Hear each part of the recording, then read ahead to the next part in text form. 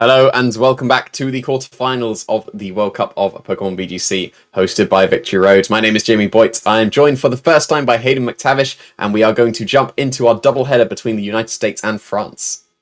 Yeah, I'm so excited to be able to show more of US France. They were such incredibly high level matches. Yesterday, we got to show one with Emilio and Hippolyte, and it went down to the wire in game three. There was so much thought from both players. It was like a 45-minute game, a really interesting one.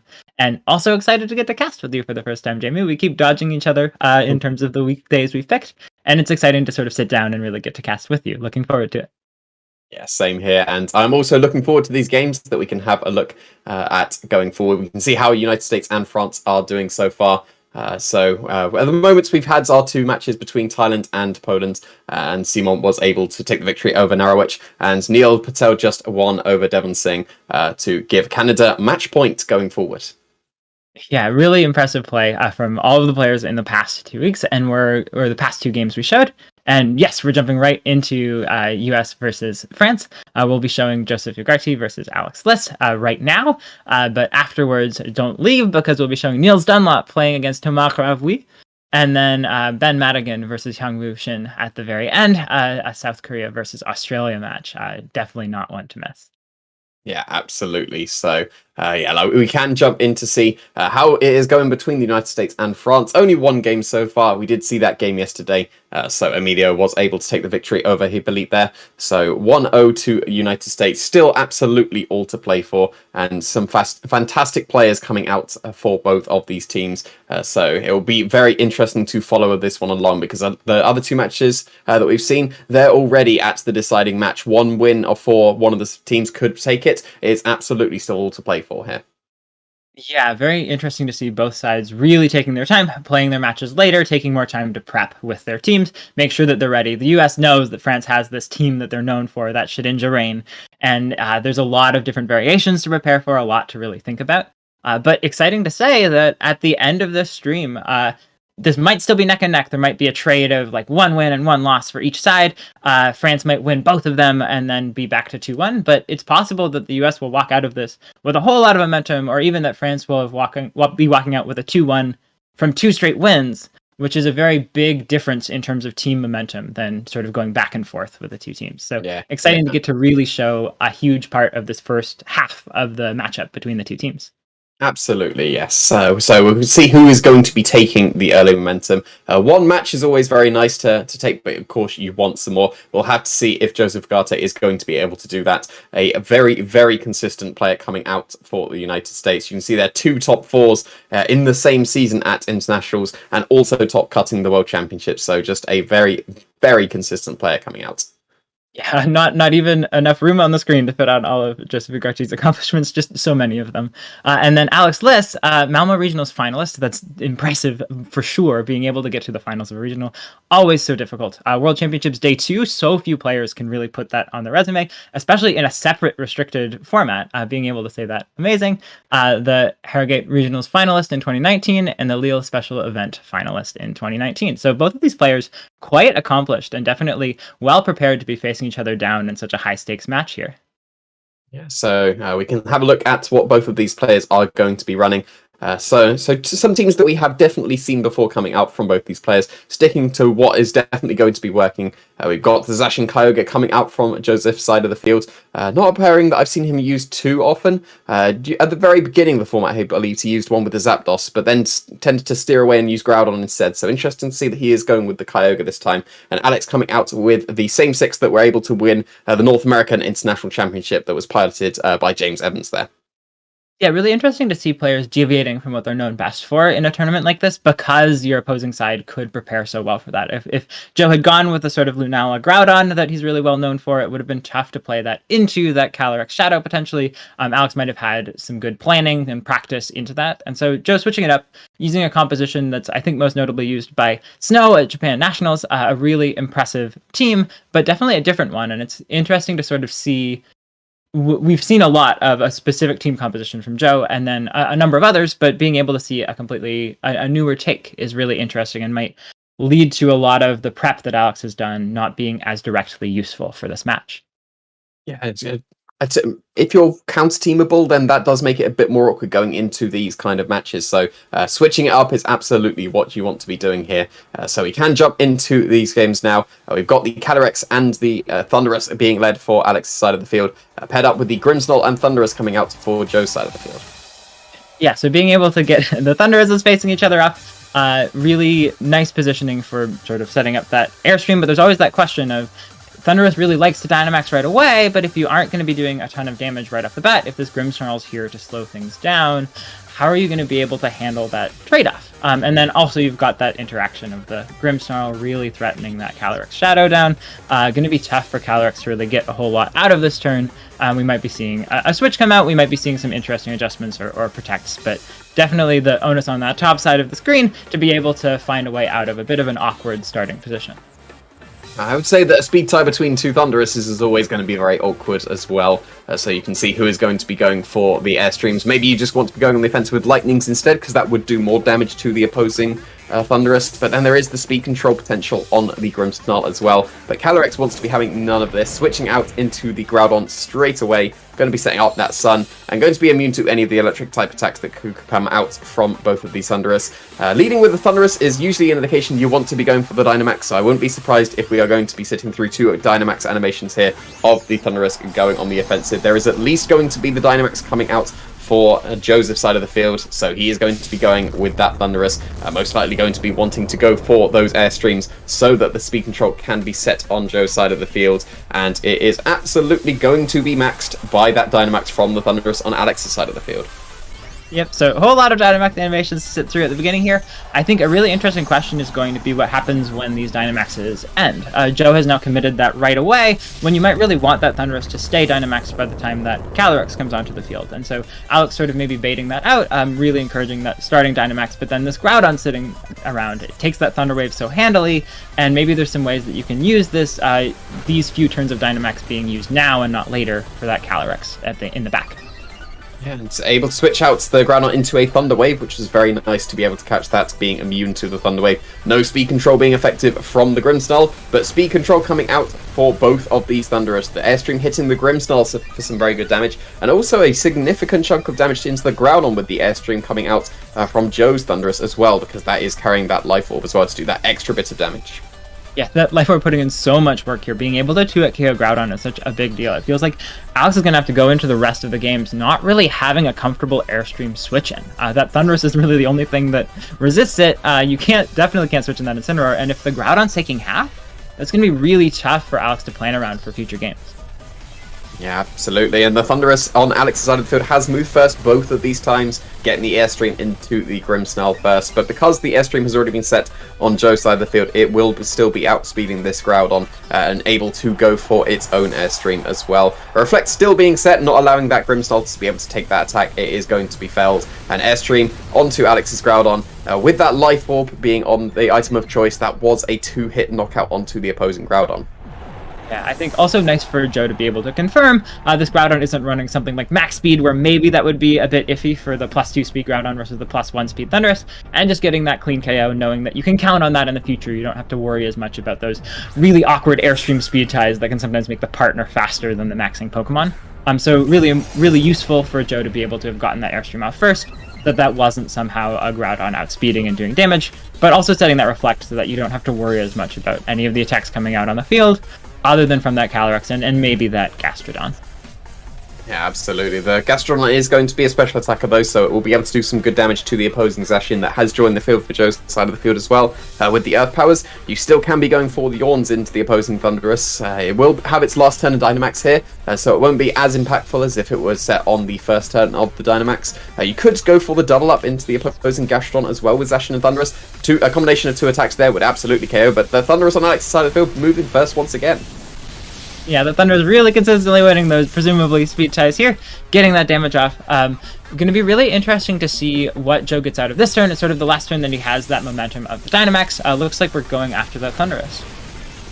Yeah, that's a lot of damage. You can see the difference in power between the Life Orb variants and the non-Life Orb variants as well, because it's not a two-shot onto the Thunderous without it, and it is with the Life Orb. So it didn't really matter here because the Behemoth Blade is fired off into the opposing Thunderous, and the combination of the Lightning and the Behemoth Blade is enough to pick up the KO on the Thunderous. So it didn't really matter too much in this game that it was going to be a 2-hit knockout, but that has left that Gastrodon completely free to go for whatever it wants. Just going to be an Ice Beam into the Thunderous, and not going to be doing too much damage. Even though it was super effective, Thunderous able to survive this turn. Yeah, so that Reflect putting in so much work for Joe. I think being able to set up a form of like physical defense augmentation that isn't blocked by Thunderous's Defiant ability, not just relying on Incineroar, but having Grimmsnarl, I think is such a big difference in that match. As you pointed out, just that the difference from damage with the Max Lightning on one side versus the other was so huge. And that Gastrodon choosing to go for that Ice Beam, maybe hoping to get this Thunderous pretty low, is now putting that Thunderous and in range for another KO, but not getting that KO right away, which would have been so good. And now that Foul Play is coming out and doing so much to the Calyrex. Yeah, that's a very nice chunk. Not quite bringing it down into the reds, but still a massive chunk of damage. Calyrex still going to outspeed this Zacian. It wasn't Airstream on the previous turn, so it does still outspeed. Knocks out the opposing Thunderous with the Astral Barrage, and does over half damage to the opposing Zacian as well. It's going to get that Grim Knee boost because it has picked up the KO on the opposing Thunderous, but Zacian is able to follow up with a Play Rough into the opposing Gastrodon, so not doubling up into the Calyrex. It is able to survive this turn. Gastrodon also survives that Play Rough, and thanks to that Astral Barrage doing so much damage, the Earth Power is able to pick up the KO on this Zacian. Yeah, really nice for Alex to set up. The Thunderous is still faster, sure, but that Calyrex can take a Foul Play, and then getting that Astral Barrage off and having the Gastrodon finish things off. Really strong play if you're maybe anticipating that Kyogre in the back that Joe has. But it looks like Joe really knew how to spread out his damage here, getting a lot onto the Calyrex and onto that Gastrodon. If that Gastrodon had been sitting at full health at the end of this game, even with Electric Terrain for a few turns, that would have been really tough for Kyogre to come out ahead on. But here, with Gastrodon low enough that maybe you can finish it off, and with that Salvus item we know is on the Kyogre, but Alex doesn't yet know about, definitely a really strong position to maybe take an Astral Barrage from Calyrex, even with the boost, and then handle the Gastrodon at the end of the game. Yeah, it's going to be very awkward for this Kyogre. You've got to pick which one you're going to be able to KO. You will be able to KO a Pokemon this turn, but we'll see how much this single target Astral Barrage is still doing to this Kyogre. That's like 75%. That will easily be able to pick up a 2-hit KO, but it won't be able to thanks to that Thunder being launched into that opposing Calyrex. That was the Pokemon of choice for that Kyogre to go after this turn, and Yawn is not going to work, unfortunately, thanks to that Electric Terrain that was set by the Thunderous. Yeah, some really interesting setup from the... That's not something I think that players often think about of, oh, if my Thunderous uses Max Lightning, I have to worry about a Gastrodon Kyogre endgame. And definitely Joe being able to catch that really confidently. I think also the mechanics are a little bit weird with Electric Terrain versus Misty Terrain for whether you can yawn on a near-end turn of the terrain. And so definitely a super easy mistake to make, but enough to probably seal things up for Joe. If you can take a single Earth Power, unless maybe you're able to stall out the full end of Electric Terrain or get some double protects. That Kyogre is definitely in position to take advantage of that Play Rough from the Zacian earlier and try to get close to a KO with this Ice Beam. You've still got some significant healing with the leftovers, though. The Gastrodon may be able to survive this Ice Beam. It's still looking pretty healthy. It's down to the red, but it did survive, and Earth Power is able to be launched off into that opposing Kyogre, and not quite a 2-hit KO from where it was originally. So we'll have to see if this leftovers. Another Protect is almost certainly going to come out from this Gastrodon, with the Electric Terrain disappearing as well. It can go for the Protect, get those leftovers up, and then if it's able to survive the Ice Beam, it should be able to get the Yawn off, Protect again, and get 2 Earth Powers into the opposing Kyogre. So that is absolutely what the Gastrodon is going to be going for here. It's just going to be very crucial if the lefties is going to allow it to survive this following Ice Beam. Excellent point. I should never call a Kyogre versus Gastrodon endgame finished in the Kyogre's favor when there are leftovers. There's an interesting call here about whether the Gastrodon needs to double protect to make the roll better from Ice Beam, or if it can just go ahead. But it gets that double protect, and that really might flip this game around. If you can get enough turns of sleep with Yawn now too, and if that freeze doesn't happen, that can totally flip the momentum as it seemed going into this endgame. Yeah, that HP that it had just before this leftovers, that looks like it would have been so close, but probably in range of Ice Beam. And now it looks very similar to what it was previously when that Ice Beam was launched off. So very nice getting that double protect for the Gastrodon. This Ice Beam does need to be able to pick up the KO on this Gastrodon if it doesn't want to be yawned anymore. And that double protect was incredibly impactful. The Gastrodon survives on must be single figures, but did not go for a yawn. It went for an Earth Power, and the Kyogre survived. Yeah, I think it looks like that Kyogre would for sure be KO'd by an Earth Power, but we saw that like HP roll from before wouldn't quite be enough, and so both water types doing all that they can to survive on this very little sliver of HP. But unless this Gastrodon can get 3 protects to try to get itself back into range, and it's not even going for that, that is the Kyogre finally managing to cinch this out a whole lot closer than I said it was. I'll leave my words there, but definitely some impressive play from Joe to get the play rough so that was even an option, whereas otherwise this Gastrodon would for sure have won the end game. Yeah, it would have been a little bit fortunate to win with the double protect, and if the Yawn would have been launched off on that turn instead of the Earth Power, you always get to go for a protect stall out so that it definitely goes to sleep, and then it just depends on if the Kyogre gets a first turn wait, because you saw the Earth Power was not able to pick up the KO onto the opposing Kyogre. It would just come down to if it wakes up or not, but by going for Earth Power, it wasn't strong enough. That just immediately swings the game over completely to the Kyogre, outside of probably what needs to be another 3 or 4 protects, so needs to go for Yawn in that final turn. Yeah, it's definitely a tough spot to... The game changes so substantially when you get down to just a 1 versus 1, and the choices that you need to make to try to optimize your odds at the end of the game can be so different when you were so intensely thinking about how to get to that end game in the first place. And so definitely just the onus on Alex to sort of say, okay, maybe there's a way I could have won that. I'll just take a deep breath. I know that I can win the next few games by play to that same situation, and trying to learn not to get flustered about that yawn or anything like that. Definitely absolutely. could easily be either side's game for these next 2, but tough to have those end games coming down. And Joe just sort of calmly playing through, knowing that you had the Ice Beam freeze chance, that you just have to get damage on Gastrodon to have a way out of this game, but knowing that double protects could always turn it the other way. So we need to note as well that there was a turn that Yawn in Electric Terrain was launched off by that Gastrodon. If that would have been Earth Power instead that turn, that would have done the extra damage that would have been able to KO the Kyogre as well. So just a couple of small changes from Alex's side of the field would have shifted that in his favor, because he did get the double protect. So he would have been able to go for the Yawn, and if he had done the Earth Power on that turn, he did go for the Yawn in the Electric Terrain. That would have tipped it over the edge as well. So maybe going for a little bit more of the Gastrodon route here. It is being led immediately, so you can start going for Yawns straight off the bat. But Thundurus versus Thundurus is what we are seeing once again. But Joe did stick to the Grimmsnarl as well.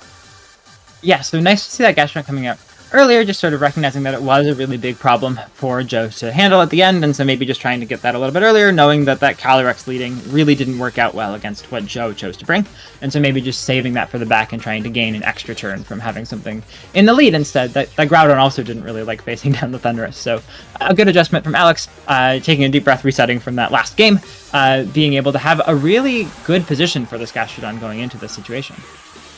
Yeah, absolutely. And once again, we're going to be getting the Dynamaxes on that first turn. Absolutely what you do when you lead with a Thundurus.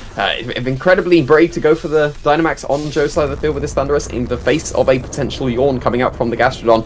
The Gastrodon's able to survive whatever is going to be thrown at it. That Yawn is almost certainly going to be launched off into the opposing Thundurus. But no, there is no Dynamax on Alex's side of the field. The Thundurus is staying in its regular form, but Thundurus on Joe's side finally goes first, gets that Airstream boost into the opposing Gastrodon, gets some massive damage into it as well, bringing it down very, very low into the yellow. Taunt is coming out from the Thundurus on Alex's side of the field, though, into the Grimmsnarl, but it's not going for any of its status-type attacks. It's going for a Spirit Break to try and pick up the KO on this Gastrodon, and that combination of the Life Orb, Airstream, and Spirit Break was enough to pick up the KO on the Gastrodon. So there are no more Yawns coming out from this Gastrodon. It's taken care of immediately.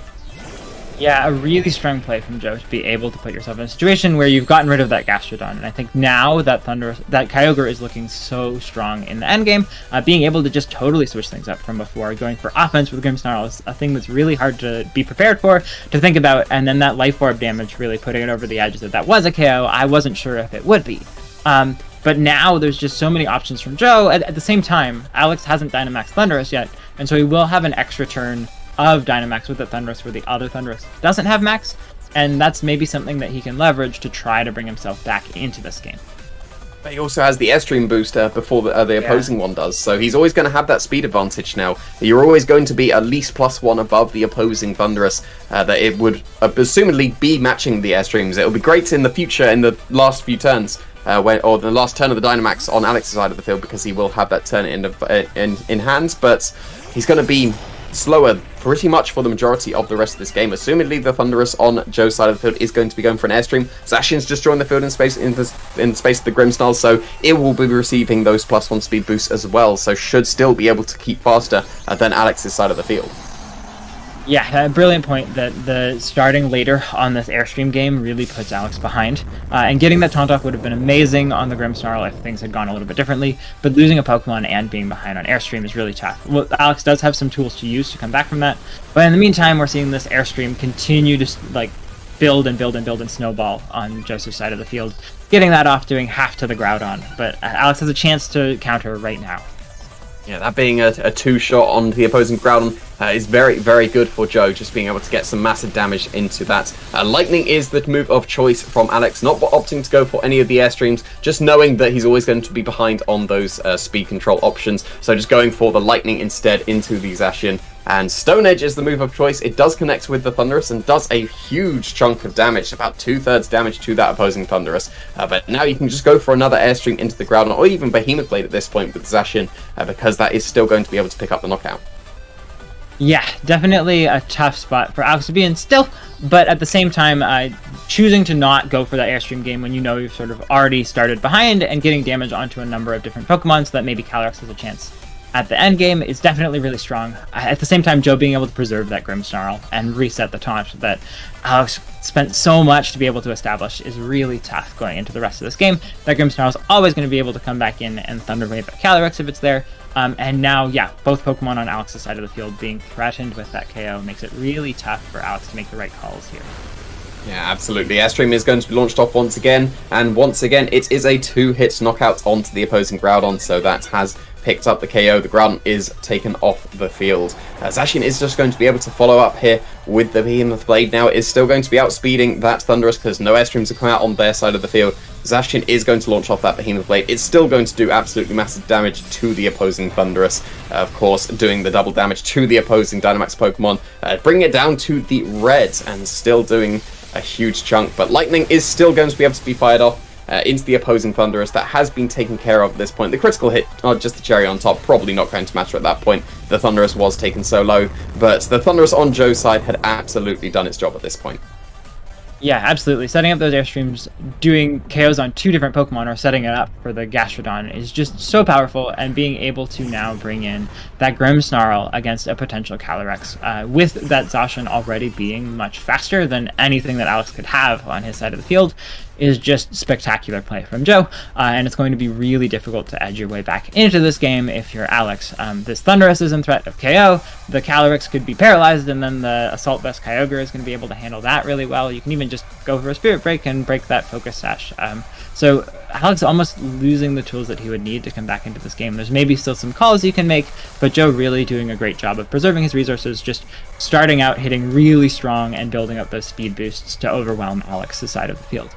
Yeah, that was probably the most impactful thing in this game. Just immediately getting the speed advantage was so critical. We see so often Thundurus versus Thundurus, Airstream immediately, and then it's just still coming down to speed ties. But the fact that only one of them went for that Airstream meant that that would always have the speed advantage. And we have Alex knew that. It hasn't been going for any Airstreams. It's just been Lightnings. Just accepting that the Speed War has been lost. And again, just not even going for any of the Airstreams, having to go for this Max Guard to protect itself from this Behemoth Blade being launched into it by the Zacian. Astral Barrage is going to be launched off once again by the opposing Calyrex into the Zacian. That should be able to pick up the KO from this range, as it absolutely is, and still doing a very nice chunk of damage to the opposing Grimmsnarl, which is going to be able to survive pretty comfortably and should be able to do some nice damage to the opposing Calyrex as well, with the Spirit Break as the move of choice coming out from the Grimmsnarl, going to be getting rid of that Grimnade that the Calyrex did just get for KO in that Zacian. Yeah, a great call that the Spirit Break keeps that Calyrex at neutral instead of it potentially being able to steamroll. It's one of the best Pokemon in the game at turning a tough endgame situation into a victory, and so being very, very calm about making sure, okay, Grimmsnarl has a free turn. Instead of going for a Thunder Wave that can miss, I'm just going to go for a Spirit Break, make sure this Calyrex doesn't get too much power. I know I have the Assault Vest on my Kyogre as well, but it is a bit of a tough spot here. We know that the speed control is Thunder Wave for that Grimmsnarl, and so the Thundurus is faster. It can get a Wild Charge off onto that Kyogre, and then potentially an Astral Barrage can still finish that off, even with it being spread, even with it being at neutral special attack. I'm not entirely sure of the calcs, but if that Thunder Wave does miss, that definitely gives Alex a window back into this game, and so there's definitely a few outs that Alex can still play for, with that Kyogre being the last Pokemon. But Thunderwave does connect with the Calyrex, so it is going to be reducing the speed there. It didn't get any airstream, so that is going to be slower than the Kyogre now. Wild Charge is launched off into that Kyogre. That is massive damage, but able to survive, and that recoil is going to come back to that Thundurus and knock itself out in return. The Kyogre is going for the Origin Pulse. Single target does connect. The Calyrex is already taking damage, so even if it was Focus Sash, that would have been broken, and that is able to pick up the KO onto the opposing Calyrex and take the win for Joe Ugarte. A valiant endgame play by Alex, sort of playing to that 10%, and then also if the Wild Charge would crit. But in the end, Joe playing just spectacularly well to manage those pieces. I think it's really fun to see players picking up on the momentum they get from that first game and just going for an incredibly offensive play the next time around. I think it's not obvious that Grimmsnarl can be an offensive threat picking up a KO, but when you have things like Airstream that boost the speed of your partner Pokemon, really anything next to it with an attack can do so much damage, and really this game was almost decided, or at least very heavily tipped in Joe's favor as soon as that first turn went off and you got that Airstream and the Spirit Break.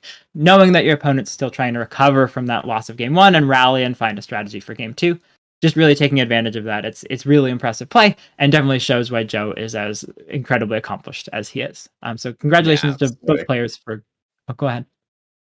Yeah, it is. I was just going to say that the Life Orb was so impactful on the Thundurus, because we've seen the damage outputs was just so much more impactful on the Thundurus, because we didn't even see what the item was on the Thundurus on Alex's side of the field. It wasn't Assault Vest because it did go for taunts, but it didn't carry the Life Orb either. So, but the Life Orb was able to tip the Thundurus Airstream over the edge so that Spirit Break would have been able to KO. It was a 2-shot onto the opposing Groudon, whereas it wouldn't have been otherwise. So we can see why that item of choice is on the Thundurus, and it's just very impactful there. Yeah, I think also really the Life Orb alone wouldn't have changed things for Alex. It wasn't like Life Orb was just the better choice always. That Thundurus wouldn't even have been alive by the end of the game if it had a Life Orb. It would have taken too much recoil, I believe. But Joe really knowing what item works well for his team and really leveraging that extra boosted damage with Airstream to just steamroll through the opposing side of the team. Just a spectacular call out. Definitely the MVP of the match, the most valuable item too.